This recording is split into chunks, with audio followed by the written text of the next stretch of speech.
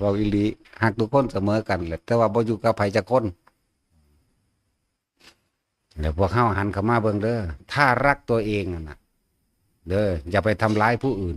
เข้าใจว่าล่ะ